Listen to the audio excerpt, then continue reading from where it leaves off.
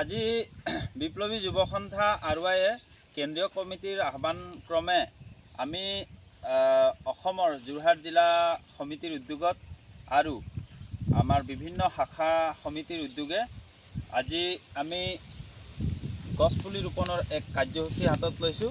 গোটেই দেশত 5 লাখ গছপুলি লগোৱাৰ এক সিদ্ধান্ত আৰৱাইয়ে গ্ৰহণ কৰিছে আৰু আমি যোৰহাটত 4,000 গছপুলি লগোৱাৰ আমি সিদ্ধান্ত কৰিছোঁ।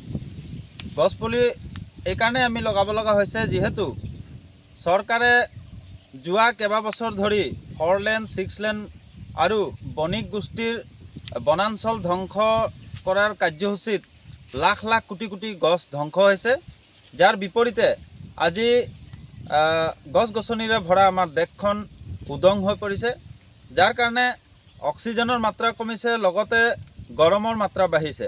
সেয়েহে আৰৱাইয়ে আজি দেশজুৰি এই অভিযান হাতত লৈছে আৰু আমাৰ এই কাৰ্যসূচীত সকলো জিলাই সকলো শাখাই অংশগ্ৰহণ কৰিছে আৰু গছপুলি ৰোপণত ৰাইজেও আমাক সহযোগিতা কৰিছে।